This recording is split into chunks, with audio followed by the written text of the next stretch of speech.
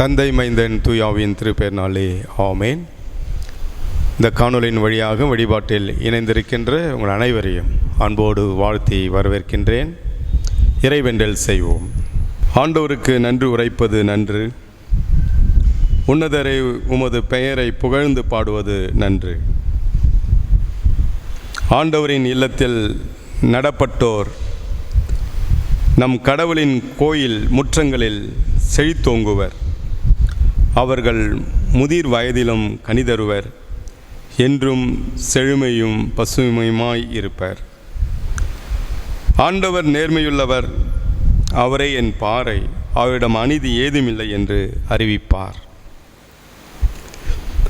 எங்கள் அதிகமாய் நேசிக்கின்ற அன்பு நிறைந்த இறைவா, உம்மை நாங்கள் துதிக்கிறோம், உம்மை போற்றுகின்றோம். எங்களுடைய வாழ்க்கையில் மீண்டும் ஒரு ஓய்வு நாளை நீர் எங்களுக்கு கொடுத்து அதனை நாங்கள் மனமகிழ்ச்சியோடு உம்மை ஆராதிக்கவும் வழிபடவும் நீர் கொடுத்த இந்த நேரத்திற்காக நன்றி செலுத்துகின்றோம். ஆண்டவரே, இந்த வழிபாட்டை நீர் எங்களுக்கு ஆசீர்வதித்தருளும்.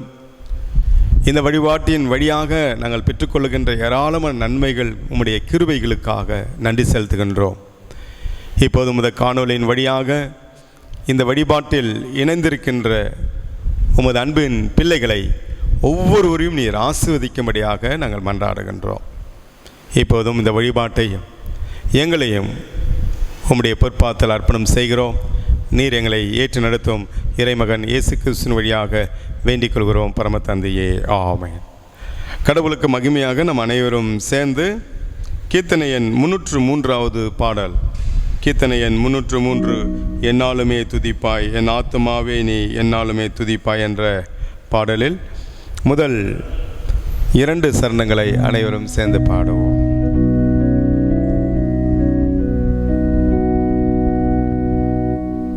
என்னாலுமே துதிப்பாய் என் ஆத்துமாவே நீ என்னாலுமே துதிப்பாய். இந்நாள் வரையிலே உன்னத நான் செய்த, இந்நாள் வரையிலே உன்னத நான் செய்த எண்ணில்லா நன்மைகள் யாவும் மறவாது என்னாலுமே துதிப்பாய். பாவங்கள் எத்தனையோ நீனையாதிருந்தாருன், பாவங்கள் எத்தனையோ.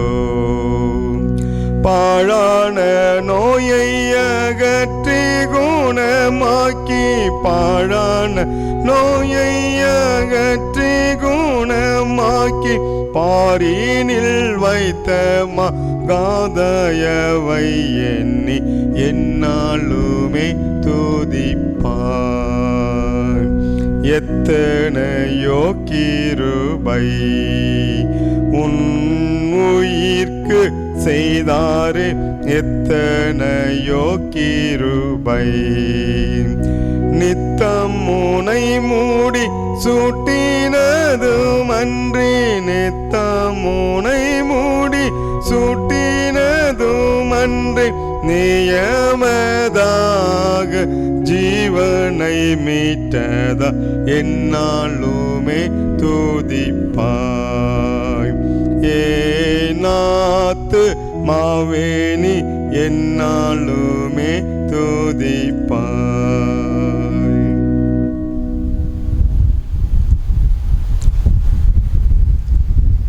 நாம் ஆண்டவரை தொழுவோம். கடவுள் ஆவியாக இருக்கிறார். அவரை தொழுது கொள்கிறவர்கள் ஆவியோடும் உண்மையோடும் அவரை தொழுது கொள்ள வேண்டும். நம்முடைய பிதாவாகிய கடவுளாலும் கர்த்தராகிய இயேசு கிறிஸ்துவினாலும் உங்களுக்கு கிருபையும் சமாதானமும் உண்டாவதாக. இது கர்த்தர் உண்டு பண்ண நாள், இதிலே களிகூர்ந்து மகிழ கடுவோம். கடவுள் நமக்கு அடைக்கலமும் பலமுமானவர். ஆபத்து காலத்தில் அவரே உத்தம துணை. ஆண்டவரே, எங்கள் உதடுகளை திறந்தருளும், அப்போது எங்கள் வாய் உம்முடைய புகழை அறிவிக்கும். பிதாவுக்கும் குமாரனுக்கும் பசுத்தாவிக்கும் மகிமை உண்டாவதாக. ஆதியிலும் இப்போதும் எப்போதும் சதா காலங்களும் மகிமை உண்டாவதாக. ஆமேன். திரியேக கடவுளை போற்றுவோம். எங்கள் தந்தையாம் கடவுளே, உமது வல்லமையினாலும் ஞானத்தாலும் எல்லாவற்றையும் படைத்து உமது குமாரனை எங்கள் இரட்சகராக தரும்படி உலகத்தில் அன்பு கூர்ந்திரை உம்மை போற்றுகிறோம். குமாரனாம் கடவுளை பாவத்தை தவித்து எல்லாவற்றிலும் எங்களைப் போல் மனிதனாகி எங்கள் பாவங்களுக்காக ஒப்பு கொடுக்கப்பட்டு எங்கள் நீதிக்காக உயிர்த்தி எழும்பியவரை உம்மை போற்றுகிறோம். பசுத்த ஆவியாகிய கடவுளே, எல்லா உண்மைக்குள்ளும் எங்களை வழிநடத்தி கடவுளின் அன்பை எங்கள் நெஞ்சில் பொழிகிறவரே உம்மை போற்றுகிறோம்.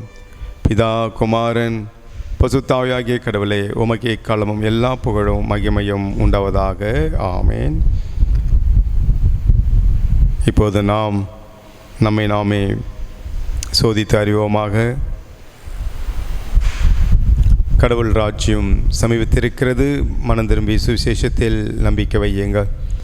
நமது பலவீனங்களுக்காக பரிதவிக்க முடியாத பிரதான ஆசாரியர் நமக்கிறாமல் எல்லா விதத்திலும் நம்மை போல் சோதிக்கப்பட்டும் பாவமில்லாத பிரதான ஆசாரியரே நமக்கு இருக்கிறார். சர்வ வல்லமுள்ள கடவுளிடத்தில் நாம் நமது பாவங்களை தாழ்மையோடு அறிக்கை செய்வோம்.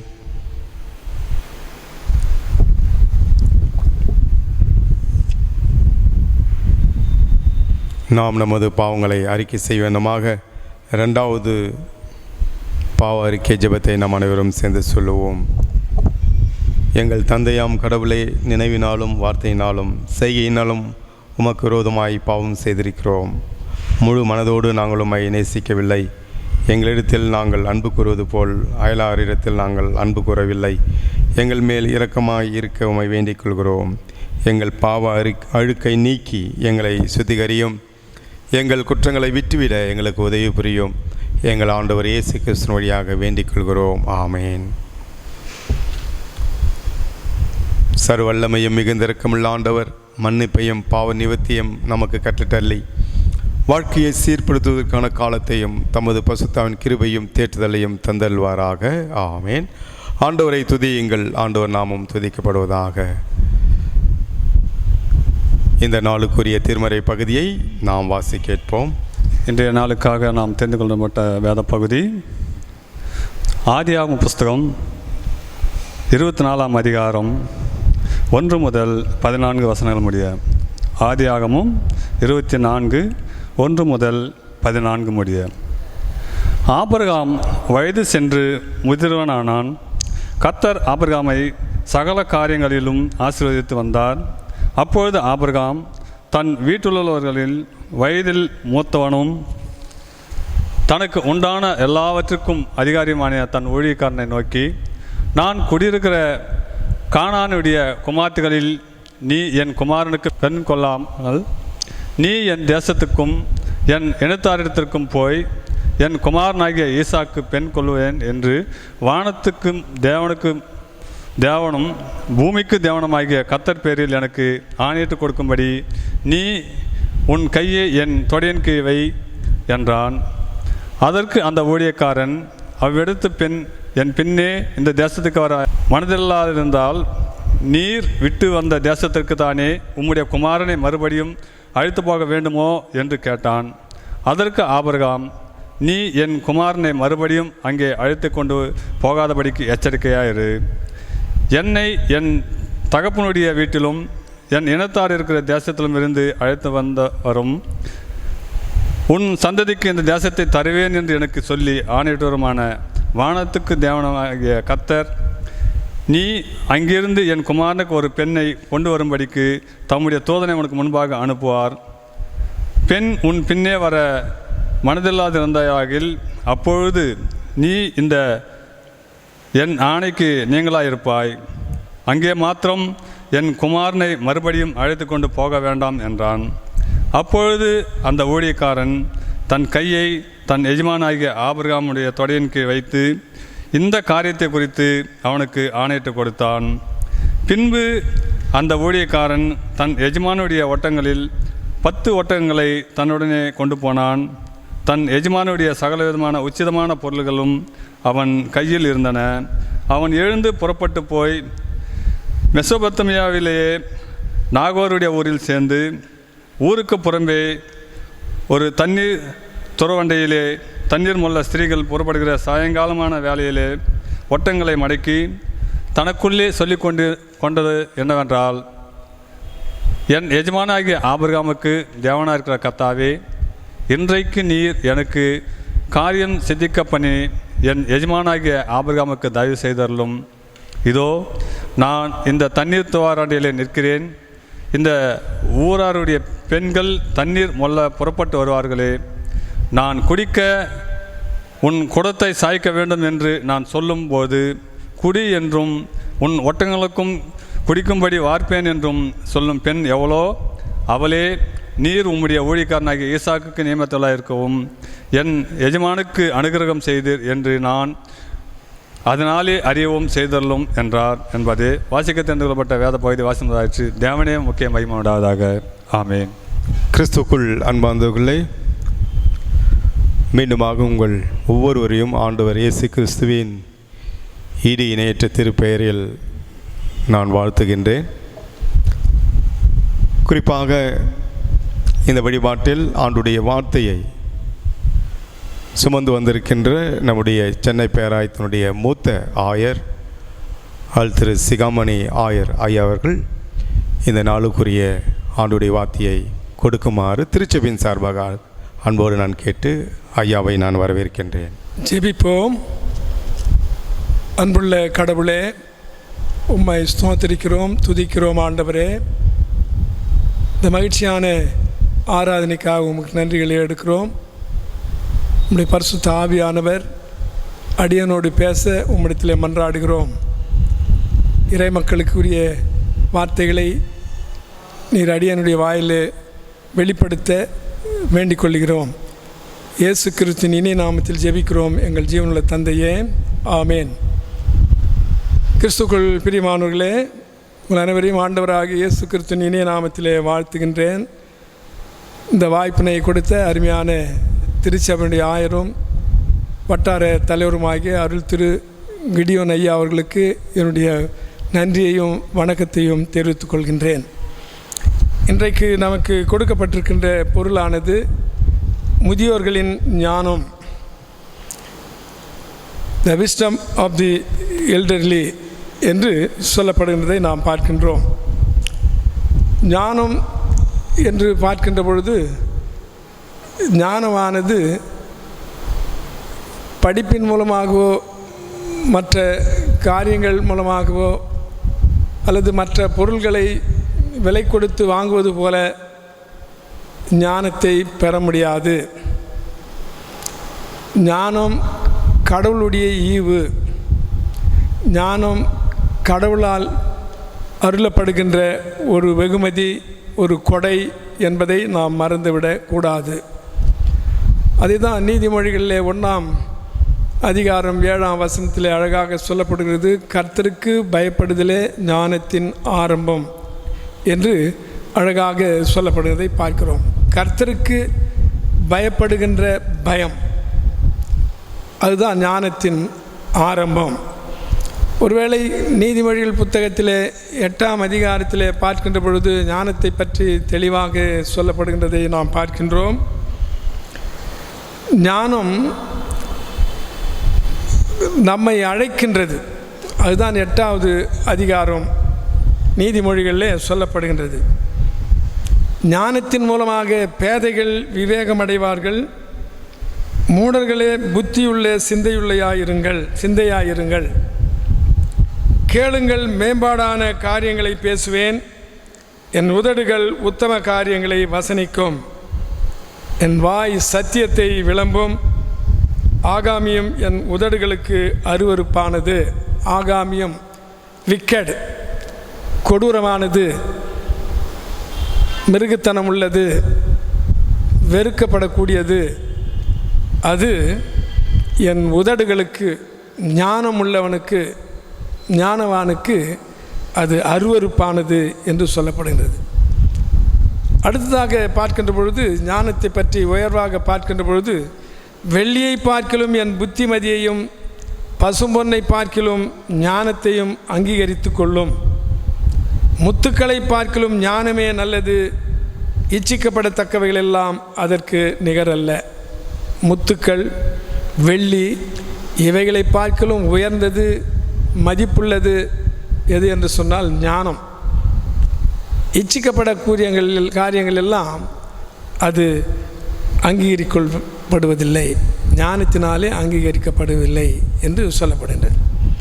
அப்படி நாம் பார்க்கின்ற பொழுது இன்றைக்கு நாம் கொடுத்திருக்கின்ற தலைப்புகளிலே முதல் பாடம் ஆதியாகமம் 24ஆம் அதிகாரம். சுவிசேஷ பாகத்தை எடுத்துக்கொள்ளும் ஏனால் லூக்கா எழுதின சுவிசேஷம் 1ஆம் அதிகாரம் 5ஆம் வசனத்திலிருந்து 7 வசனம், ஆதியாகமம் 24 1லிருந்து 14 வசனங்கள். இதிலே 2 முதியவர்களை குறித்து சொல்லப்படுகின்றதை நாம் பார்க்கின்றோம். நீதிமொழிகள் 1:7 பார்க்கின்ற பொழுது கர்த்தருக்கு பயப்படுதலே ஞானத்தின் ஆரம்பம்.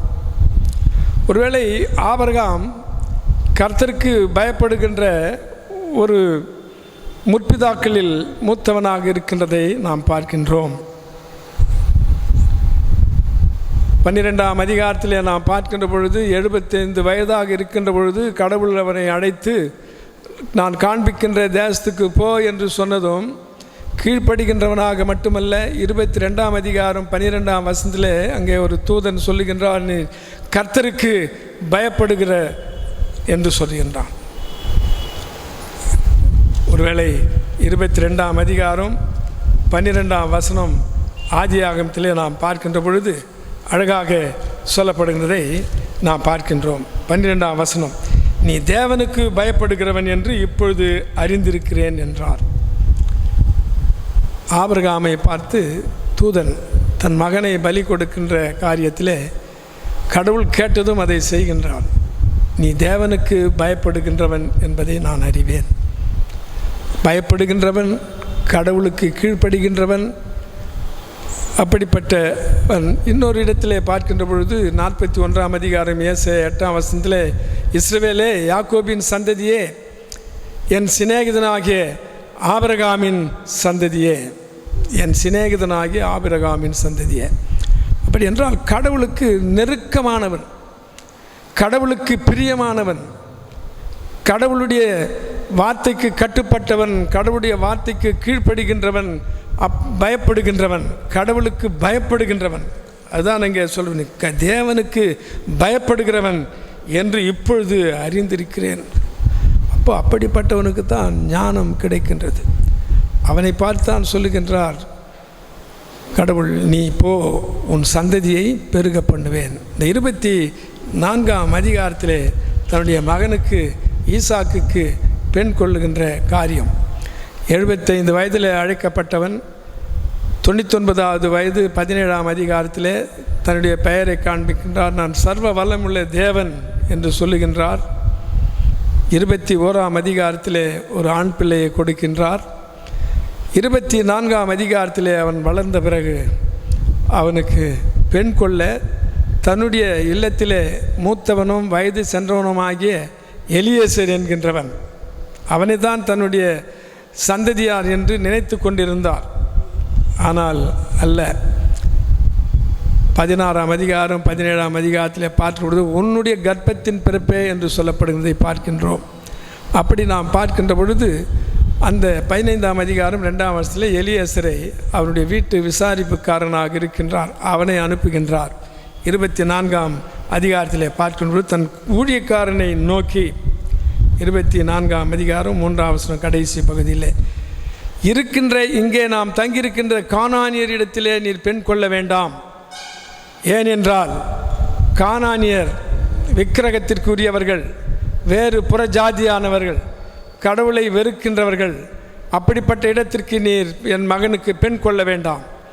என்னுடைய இனத்தாரிடத்திற்கு போ, அங்கே போய் என் மகனுக்கு நீர் பெண் கொண்டு வா. பல காரியங்களை சொல்லுகின்றார் ஆபிரகாம். 7வது வசனத்திலே பார்க்கின்ற பொழுது என் குமாரனுக்கு ஒரு பெண்ணை கொண்டு வரும்படிக்கு தம்முடைய தூதனை உனக்கு முன்பாக அனுப்புவார். யோசித்து பாருங்கள், ஆபிரகாம் சொல்லுகின்றார், ஒரு தூதனை உமக்கு முன்பாக அனுப்புவார், நீ போ என்று அங்கே சொல்லப்படுகிறதை நாம் பார்க்கின்றோம். ஒருவேளை அடுத்ததாக இந்த முதிர் வயதிலே கடவுளுடைய ஞானத்தை பெற்றவன், ஒருவேளை அதிகமான வயது சென்றவன், 100 வயதுக்கு பிறகு 40வது வயதில் திருமணம் ஆகிறது ஈசாக்குக்கு. அப்போது 100 வயதிலே அவனுக்கு பிள்ளை பிறக்கின்றது. 140வது வயதிலே அவன் சொல்லுகின்றான், முதிர்ந்த வயது. அதுதான் 92ஆம் சங்கீதத்திலே பார்க்கின்றோம். 92வது சங்கீதம் அதில் அழகாக சொல்லப்படுகின்றதை நான் நீதிமான் பனை போல் செழித்து லேபனோனின் கேதுரு மரங்களைப் போல வளர்ந்திருப்பார்கள். அவர்கள் முதிர் வயதிலும் கனிகளை தந்து, அதாவது புஷ்டியும் பசுமையுமாக இருப்பார்கள். லேபனோனின் கேதுரு மரங்களைப் போல வளர்ந்து நீதிமான், அதோடு மட்டுமல்லாமல் அவர்கள் முதிர் வயதிலும் கனிகளை தந்து புஷ்டியும் பசுமையுமாய் இருப்பார்கள் என்று அங்கே சொல்லப்படுகின்றதை நாம் பார்க்கின்றோம். அப்படி என்றால் கடவுள் அருளுகின்ற ஒரு பெரிய ஆசீர்வாதம், கடவுளுடைய ஞானம். அப்படிப்பட்ட சூழ்நிலையை நாம் பார்க்கின்ற பொழுது இங்கே கடவுளுடைய ஞானத்தை பெற்றவன் ஆபிரகாம். ஆகவே அவன் பல கண்டிஷன்களை கொடுத்து தன்னுடைய வீட்டு எல்லா காரியங்களையும் கவனித்து கொள்ளுகின்ற அவனை பார்த்து எலியாசிடம் சொல்லுகின்ற சில கண்டிஷன். அப்படிப்பட்ட சூழ்நிலை அவனும் ஒரு முதிர் வயது நிரம்பியவன். அவன் என்ன சொல்லுகின்றான் என்று பார்க்கின்ற பொழுது அவன் 12ஆம் வயசிலே அழகாக பேசுகின்றான். கடவுளிடத்திலே ஒரு விண்ணப்பம் பண்ணுகின்றான். அவன் என்ன சொல்லுகின்றான், ஒருவேளை அவன் கடவுள் யார் என்று ஒருவேளை தெரியுமோ தெரியாதோ, ஆனால் அவன் என்ன சொல்கிறான், என் எஜமானாகிய ஆபிரகாமுக்கு தேவனாயிருக்கிற கர்த்தாவே, இன்றைக்கு நீர் எனக்கு காரியம் சித்திக்க பண்ணி என் எஜமானாகிய ஆபிரகாமுக்கு தயவு செய்தருளும். யோசித்து பாருங்கள், இந்த 2 பேருமே கடவுளை நம்புகின்றவர்கள், கடவுளுக்கு பயந்தவர்கள், கடவுள் மேல் விசுவாசம் வைத்திருக்கின்றவர்கள். ஒருவேளை 16ஆம் அதிகாரத்தில் நாம் பார்க்கின்ற பொழுது கூட 16ஆம் அதிகாரத்தில் அங்கே நாம் பார்க்கிறோம் என்ன சொல்லுகிறது. அவன் 16ஆம் அதிகாரத்தில் 7ஆம் வசனத்தில் அங்கே அவன் 15ஆம் அதிகாரத்தில் ஆபிரகாமை குறித்து அங்கே சொல்லப்படுகின்ற ஒரு காரியம், அவன் தேவனை விசுவாசித்தான், அது கர்த்தருக்கு நீதியாக எண்ணப்பட்டது என்று அங்கே சொல்லப்படுகின்றதை நாம் பார்க்கிறோம். ஆபிரகாம் கர்த்தரை விசுவாசித்தான், அது அவனுக்கு நீதியாக எண்ணப்பட்டது என்று அங்கே சொல்லப்படுவதை பார்க்கிறோம். அப்போ இங்கே கடவுளை விசுவாசிக்கின்றவன், கடவுளுக்கு பயந்தவன், கடவுளுக்கு கீழ்ப்படுகின்றவன், இப்படிப்பட்ட காரியங்கள் இருக்கின்றவர்களுக்கு தான் கடவுளுடைய ஞானம் கிடைக்கும் என்பதில் சந்தேகமில்லை. இந்த எலியேசரும் அதுதான் சொல்லுகின்றான், என் எஜமானாகிய ஆபிரகாமுக்கு தேவனாயிருக்கிற கர்த்தாவே, இன்றைக்கு நீர் எனக்கு காரியம் சித்திக்க பண்ணும், இந்த காரியத்தை எனக்கு வெற்றிகரமாக்கி தாரும், மேக் இட் சக்சஸ்ஃபுல், வெற்றிகரமாக்கி தாரும் என்று அங்கே தன்னுடைய எஜமானாகிய மகனுக்காக வேண்டுதல் செய்கின்றதை பார்க்கின்றோம். அவன் சில காரியங்களை அவன் முன்வைக்கின்றான். அந்த பெண் எப்படிப்பட்ட பெண்ணாக இருக்க வேண்டும், அவள் எப்படிப்பட்ட காரியத்தை செய்ய வேண்டும் என்று அவன் முன்வைக்கின்றதை நாம் பார்க்கின்றோம். 14வது வசனத்திலே நாம் பார்க்கின்ற பொழுது, நான் குடிக்க என் குடத்தை சாய்க்க வேண்டும் என்று நான் சொல்லும்போது குடி என்றும் உன் ஒட்டகங்களும் குடிக்கும்படி வார்ப்பேன் என்றும் சொல்லும் பெண் எவளோ அவளே நீர் உம்முடைய ஊழியக்காரனாகிய ஈசாக்குக்கு நியமித்தவளாய் இருக்கவும் என் எஜமானுக்கு அனுக்கிரகம் செய்தீர் என்று நான் அதனாலே அறியவும் செய்தருளும் என்றான். யோசித்து பாருங்கள், இவன் வேண்டுதல்கள் கேட்கப்படுகின்றன என்பதை நாம் பார்க்கின்றோம். ரெபேக்காள் வருகின்றாள். அங்கே தண்ணீர்கள் அவனுக்கும் ஒட்டகங்களுக்கும் அங்கே கொடுக்கப்படுகின்றதை நாம் பார்க்கின்றோம். 26வது வசனத்தில் நாம் பார்க்கின்ற பொழுது, அப்பொழுது இந்த மனிதன் தலை குனிந்து கர்த்தரை பணிந்து கொண்டு, என் எஜமானாகிய ஆபிரகாமின் தேவனாயிருக்கிற கர்த்தருக்கு ஸ்தோத்திரம், அவர் தம்முடைய கிருபையையும் தம்முடைய உண்மையையும் என் எஜமானை விட்டு நீக்கவில்லை, நான் பிரயாணம் பண்ணி வருகையில் கர்த்தர் என் எஜமானுடைய சகோதரர் வீட்டுக்கு என்னை அழைத்து கொண்டு வந்தார் என்றான். பாருங்கள், அவன் வேண்டுதல் அங்கே நிறைவேற்றப்படுகின்றன. இதுதான் கடவுளுடைய ஞானத்தை பெற்றவர்கள் அவர்கள் சொல்லுகின்ற காரியங்கள் அவர்களுக்கு வாய்க்க பண்ணக்கூடியதாக இருக்கிறது என்று அங்கே சொல்லப்படுவதை பார்க்கிறோம். அது அப்படியே அந்த இவன் எலியேசர் 40வது வசனத்தில் ரிப்பீட் பண்ணுகின்றார். 7வது வசனத்தில் சொன்னதை அவர், நான் வழிபடும் கர்த்தர் உன்னோடே தம்முடைய தூதனை அனுப்பி உன் பிரயாணத்தை வாய்க்க பண்ணுவார். என் இனத்தாரிடத்திலும் என் தகப்பன் வீட்டிலும் நீ என் குமாரனுக்கு பெண் கொள்வாய் என்று அங்கே சொல்கிறார். அப்போது 12ஆம் வசனத்தில் இந்த காரியத்தை சித்திக்கப்படும் என்று சொல்லுகின்றவன் 40ஆம் வசனத்தில் அதை ரிப்பீட் பண்ணுகின்றார். அடுத்த அது பகுதியில் பார்க்கின்ற பொழுது 48ஆம் வசனத்தில் பார்க்கின்றோம். 48வது வசனத்தில் எலியேசர் தலைகுனிந்து கர்த்தரை பணிந்து கொண்டு, நான் எஜமானுடைய சகோதரன் குமாரத்தியை அவர் குமாரனுக்கு கொள்ள என்னை நேர் வழியாய் நடத்தி வந்த என் எஜமானாகிய ஆபிரகாமின் தேவனாய் இருக்கிற கர்த்தரை ஸ்தோத்திரிக்கிறேன் என்று அங்கே கடவுளை ஸ்தோத்திரிக்கின்றான். அப்பொழுது அவன் காரியம் வாய்க்கப்படுகின்றது, சித்திக்கப்படுகின்றது. That thing was successful. God makes successful. யோசித்து பாருங்கள் அன்புக்குரியவர்களே, ஞானம் கடவுளால் அருளப்படுகின்ற ஈவு. கர்த்தருக்கு பயப்படுதலே ஞானத்தின் ஆரம்பம் என்று அங்கே சொல்லப்படுகின்றதை நாம் பார்க்கின்றோம். புதிய ஏற்பாட்டு பகுதிக்கு நாம் வருகின்ற பொழுது லூக்கா எழுதின சுவிசேஷம் 1ஆம் அதிகாரம் வசனங்கள் 5 முதல் 7 வசனங்களை பார்க்கின்ற பொழுது எலிசபெத்து சகரியாவுடைய வாழ்க்கையை பார்க்கின்ற பொழுது இருவருமே வயது சென்றவர்கள், முதிர்ந்தவர்கள். அங்கே ஆபிரகாமுடைய மனைவியும் முதிர்ந்தவள் தான் சாராள். அவளுக்கு கடவுள் பிள்ளை பாக்கியத்தை கொடுத்தார். ஆபிரகாமும் முதிர் வயதானவன், 100 வயதானவன். இங்கே சகரியாவையும் எலிசபெத்தையும் பார்க்கின்ற பொழுது அவர்கள் ஆசாரிய வகுப்பை சேர்ந்தவர்கள். அபியா என்கின்ற அபிசா என்று சொல்லப்படுகிற ஆசாரிய வகுப்பை சேர்ந்தவர்கள். அதில் 24 டிவிஷன்ஸ் உண்டு அந்த ஆசாரிய வகுப்புகளிலே. இதில் அபிஜா என்பது 8th குரூப், 8வது குரூப். அந்த பிரிவிலே சகரியாவுக்கு தூபம் காட்டுகின்ற ஆசாரிய பணி செய்யப்படுகின்ற பாக்கியம் கிடைக்கின்றது. அவனுக்கு பிள்ளை இல்லாதிருந்தது. அவன் மனைவி எலிசபெத்து மலடியாக இருந்தாள் என்று அங்கே சொல்லப்படுது. 7வது வருஷத்தில் எலிசபெத்து மலடியாக இருந்தபடியினால் அவர்களுக்கு பிள்ளை இல்லாதிருந்தது. இருவரும் வயது சென்றவர்களாயும் இருந்தார்கள். இவர்களை குறித்து சொல்லுகின்ற பொழுது 5ஆம் வசனத்தில் என்ன அழகாக சொல்கிறது இருப்பது, யூதேயா தேசத்தின் ராஜாவாகிய ஏரோதின் நாட்களில் அபியா என்னும்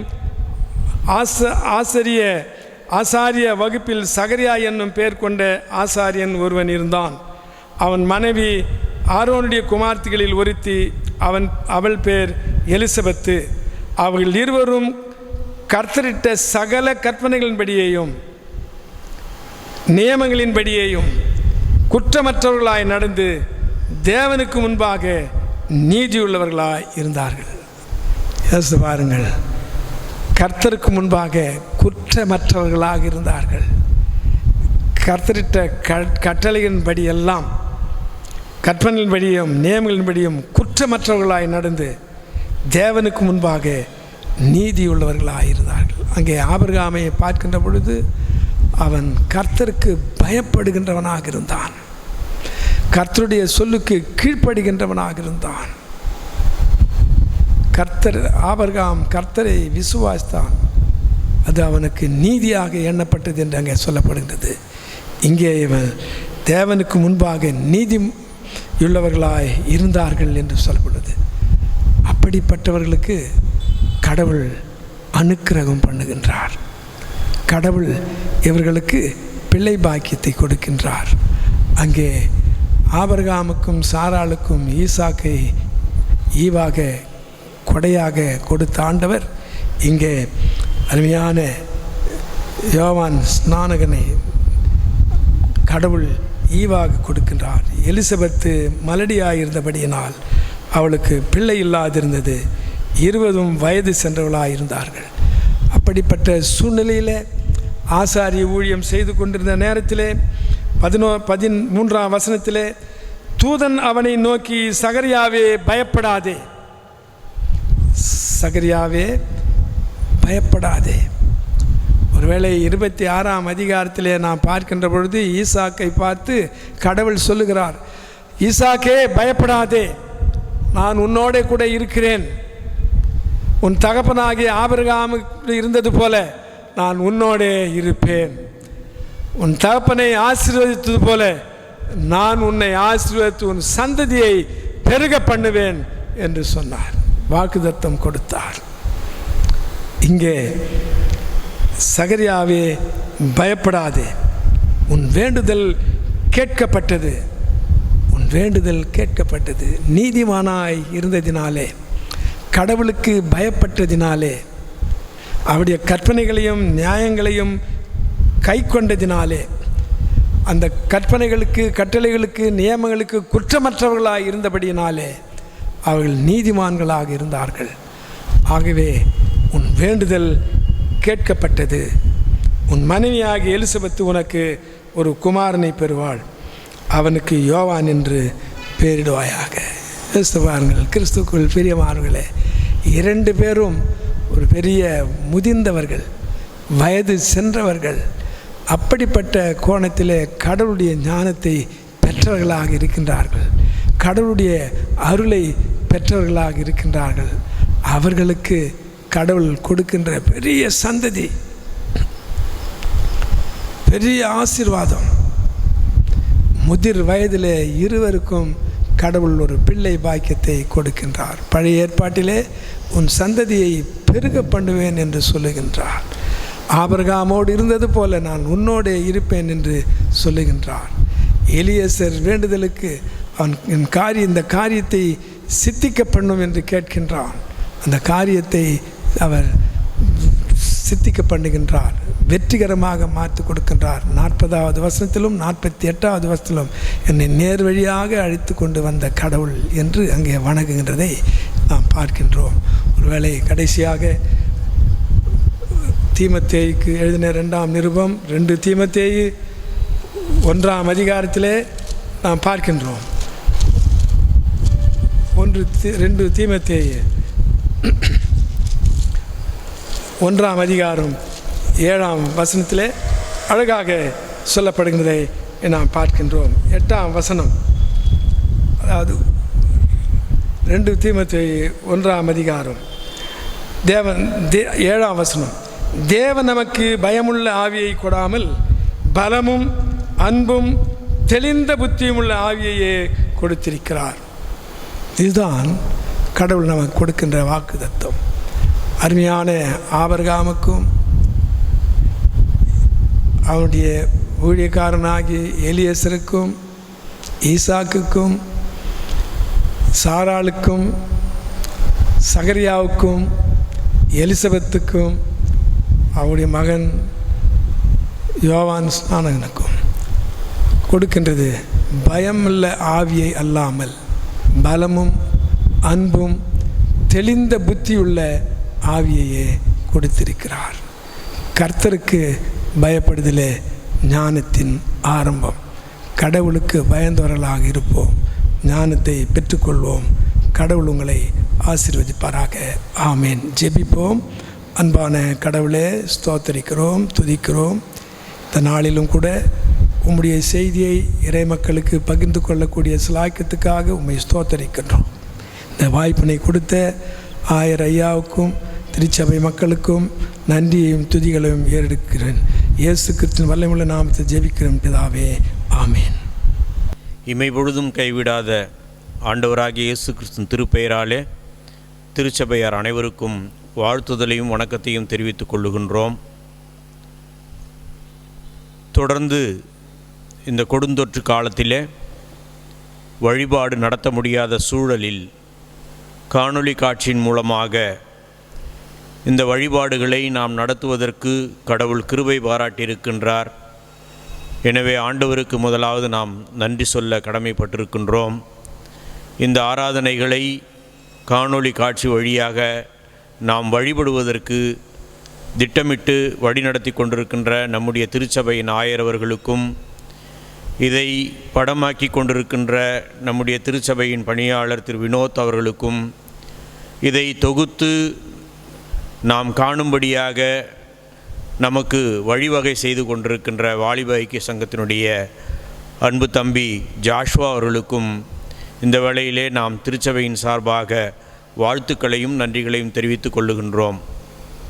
இந்த நாளிலும் ஆண்டவருடைய இறை வார்த்தைகளை நம்மோடு பகிர்ந்து கொண்ட நம்முடைய சென்னை பேராயத்திலே பல ஆண்டுகளாக ஆயராக சிறப்பாக பணியாற்றி ஓய்வு பெற்ற மூத்த ஆயர் அருட்பணி சிகாமணி ஐயா அவர்களுக்கு திருச்சபையின் சார்பாக வாழ்த்துக்களையும் நன்றிகளையும் தெரிவித்துக் கொள்ளுகின்றோம். ஐயா அவர்களுடைய திருப்பணி ஓய்வு பெறவில்லை என்பதை உணரும் வண்ணமாக அவருடைய திருப்பணிகள் இருந்து கொண்டிருக்கின்றது. எனவே அவர் ஓய்வு பெற்றாலும் இறைப்பணியில் ஓய்வில்லாமல் தன்னை அர்ப்பணித்து கொண்டிருக்கின்ற ஆயர் அவர்களுடைய திருப்பணிக்காக நாம் ஜெபிப்போம். அவருடைய குடும்பத்திற்காக நாம் ஜெபிப்போம். வருகின்ற 27/9/2021 அன்று நம்முடைய தென்னிந்திய திருச்சபையினுடைய திருநாள் கொண்டாடப்படுகின்றது. இந்த ஆண்டு அது பிளாட்டினம் ஜூப்ளியாக கொண்டாடப்படுகின்றது என்பதை திருச்சபையாருக்கு அறிவிக்கின்றோம். எனவே இந்த தென்னிந்திய திருச்சபையை நமக்கு உருவாக்கி கொடுத்த, ஒருங்கிணைத்து கொடுத்த ஆண்டவருக்கு இந்த நாளிலே நன்றி சொல்ல கடமைப்பட்டிருக்கின்றோம்.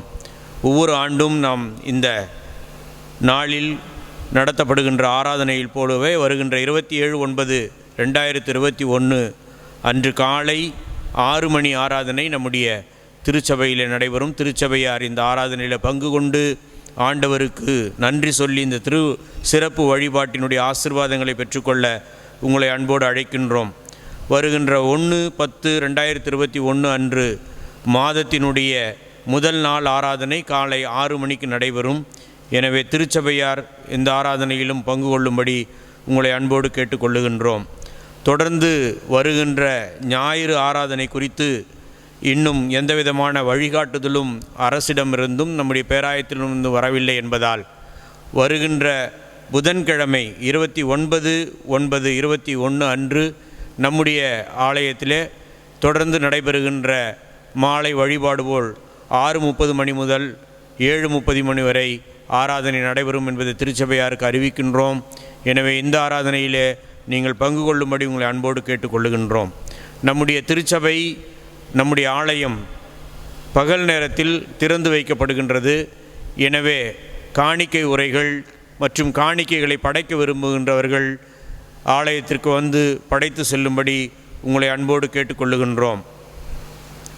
நம்முடைய திருச்சபையை சார்ந்த பகுதியில் வசிக்கும் திரு காலேப் கருணதாஸ் மற்றும் அவருடைய மனைவி திருமதி ரத்தினகுமாரி அவர்களுடைய தாயாரும் திருமதி சரோஜா கணவர் பெயர் திரு நாதன் அவர்கள் கடந்த 21/9/21 அன்று கர்த்தருக்குள் நித்திரையடைந்தார் என்பதை திருச்சபையாருக்கு தெரிவித்துக் கொள்ளுகின்றோம். எனவே இவர் பிரிவால் வாடுகின்ற அவருடைய மகள், மருமகன் மற்றும் பிள்ளைகள், பேரப்பிள்ளைகள் அனைவருக்கும் ஆண்டவர் தானே நீங்காத சமாதானத்தையும் ஆறுதலையும் தரும்படியாக திருச்சபையார் ஜெபிக்கும்படியாக உங்களை அன்போடு கேட்டுக்கொள்ளுகின்றோம். இந்த வாரத்தில் தங்களுடைய பிறந்த நாட்களை சந்திக்கின்ற திருச்சபையார் 26/9/2021 Selvan S David Kirubakaran son of Thiru Simon, Thirumathi Jacqueline Thilagamani wife of Thiru Muthu Joshua, Selvi S Heron Jency daughter of Thiru Sathish, 27/9/2021 Selvan Immanuel Selvadurai son of Thiru J Selladurai, Thirumathi Joy Stella wife of Thiru Immanuel Rajasekaran, 30/9/2021 Thirumathi P Kala Priyadharshini wife of Thiru Andrews Robert Kennedy, Thiru N R Prabhakaran, Thiru Hopper Sundarraj. 1/10/2021 Selvan R Cyril Solomon Raj Sun of Thirumathi Annabai, Selvan Frederick Ruben Jesudas son of Thiru Jayakumar Jesudas, Selvan Sanjay son of Thiru Ilango, Thirumathi Pricy Melita, Thirumathi Archana wife of Thiru Adhisayaraj, 2/10/2021 Thiru Rajasekaran, Thirumathi Gowri Mohanraj, செல்வி சிசாந்த், செல்வி சலோமி சாந்தகுமாரி. இந்த வாரத்தில் தங்களுடைய பிறந்த நாட்களை சந்திக்கின்ற திருச்சபையார் ஒவ்வொருவரையும் வாழ்த்துகின்றோம். கடவுள் அருளுகின்ற இந்த புதிய வயதில் நீங்கள் புதிய கிருபைகளையும் ஆசீர்வாதங்களையும் நன்மைகளையும் பெற்று இன்புற்று வாழ திருச்சபையாராக வாழ்த்தி ஜெபிக்கின்றோம். இந்த வாரத்தில் தங்களுடைய திருமண நாட்களை சந்திக்கின்ற திருச்சபையார் 26/9/2021 திருமதி ஜெஃபியா ஜெரின், திரு எஸ் மோசஸ் பொன்ராஜ், 27/9/2021 திருமதி ஏ அமிர்த ஜெசுலா, திரு வி ஃபெட்ரிக் ஜெபஸ்டின், 28/9/2021 திருமதி நித்யா, திரு சுதாகர், 29/9/2021 திரு பெஸ்லி அருள்மணி, திரு வின்சென்ட் சாமுவேல். 1/10/2021 திருமதி அல்ஃபோன்சா ஒய்ஃப் ஆஃப் திரு எம் வேதநாயகம், திருமதி சில்வியா தெஃபோரால் சியாமலா, திரு டேவிட் லைனல் ராஜேந்திரன். இந்த வாரத்தில் தங்களுடைய திருமண நாட்களை சந்திக்கின்ற தம்பதியர் ஒவ்வொருவரையும் வாழ்த்துகின்றோம். நீங்கள் இன்னும் அநேக திருமண நாட்களை தம்பதியராக காணவும் குடும்பத்தோடு ஆண்டவருடைய அருளாலே எல்லா வளங்களையும் பெற்று நலங்களையும் பெற்று இன்புற்று வாழ திருச்சபையாராக வாழ்த்தி ஜெபிக்கின்றோம். இறைவேண்டல் செய்வோம். எங்கள் அதிகமாக நேசிக்கின்ற அன்பு நிறைந்த ஆண்டவரே, இப்போதும் இந்த மனமகிழ்ச்சி நாளிலே நாங்கள் உம்மை ஆராதிக்கவும் உம்முடைய அருள் வார்த்தைகளை கேட்க கடவுள் அருள் புரிந்ததுக்காக உம்மை துதிக்கிறோம். ஆண்டவரே, இந்த வழிபாட்டின் வழியாக உம்முடைய அருள் வார்த்தைகளை பகிர்ந்து கொண்ட எங்கள் அன்பான சென்னை பேராயத்தினுடைய மூத்த ஆயர் திரு சிகாமணி ஐயா அவர்களுக்காக நன்றி படைக்கிறோம். அவள் வழியாக நீர் பொழிந்த அருள் வார்த்தைகளை தொடர்ந்து எங்களுடைய வாழ்க்கையிலே நாங்கள் வெளிப்படுத்த உம்முடைய ஆற்றலையும் வல்லமையும் நீர் எங்களுக்கு அருளும்படியாக மன்றாடுகின்றோம். ஆண்டவரே, இந்த காணொலியின் வழியாக இந்த வழிபாட்டில் இணைந்திருக்கின்ற ஒவ்வொரு பிள்ளைகளையும் உம்முடைய கருத்தில் நாங்கள் ஒப்படைப்பு செய்கிறோம். ஒவ்வொருவரும் நீர் ஆஸ்வதியும். ஆண்டவரே, சுகவீனமாக இருக்கின்ற அன்பான திருச்சபையாருக்காக நாங்கள் மன்றாடுகின்றோம். ஆண்டவர் தாமே சுகவீனமாக இருக்கின்ற ஒவ்வொருவரையும் நீ பலப்படுத்தும், பாதுகாத்து கொள்ளும்படி ஆட்சேபிக்கிறோம். இந்த காணொலி வழிபாட்டிற்காக எங்களுக்கு உதவியாக இருந்த ஒவ்வொரு பிள்ளைகளையும் உடைய கருத்தில் நாங்கள் ஒப்படைப்பு செய்கிறோம். ஒவ்வொருவரையும் நீ காத்துக்கொள்ளும், நீர் ஆஸ்வதியும் சாமி. இப்போதும் ஆண்டவரே, இன்றைக்கு இந்த கொரோனா காலகட்டத்தில் மிகவும் கஷ்டத்தோடு சுகவீனத்தோடு இருக்கின்ற ஒவ்வொருவருக்காக நாம் மன்றாடுகின்றோம். கடவுள் ஒவ்வொருவருக்கும் வேண்டிய பரிபூர்ண சுகம் பலன் ஜீவனை ஆண்டவர் கட்டிடும்படியாக நாங்கள் மன்றாடுகின்றோம். இப்போதும் ஆண்டவரே, எங்களுடைய கௌடி குடும்பத்தாரை உம்முடைய கருத்தில் நாங்கள் ஒப்படைப்பு செய்கிறோம். தொடர்ந்து உம்முடைய அடிவுகளை நீ பாதுகாத்துக்கொள்ளும், பராமரித்துக்கொள்ளும் சாமி. மீண்டுமாக எங்களையும் எங்களுடைய எதிர்கால திட்டங்களையும் நோக்கங்களையும் உடைய பொறுப்பாத்தில் அர்ப்பணம் செய்கிறோம். எங்களை தொடர்ந்து நீ நடத்தும். இறைமகன் இயேசு கிறிஸ்துவின் வழியாக வேண்டிக் கொள்கிறோம் பரம தந்தையே, ஆமென். தேவனுடைய இரக்கத்துக்கும் பராமரிப்புக்கும் பாதுகாப்புக்கும் நம் ஒவ்வொருவரையும் ஆண்டவருடைய பொறுப்பாத்தில் அர்ப்பணம் செய்கிறோம். நமது ஆண்டவராகிய இயேசு கிறிஸ்துவின் கிருபையும் கடன்பும் தூய ஆவியானவர் வேதத்தில் பாதுகாப்பு நம் அனைவரோடும் இன்றும் என்றும் சதா காலங்களில் பாதுகாத்தால் புரிவாராக.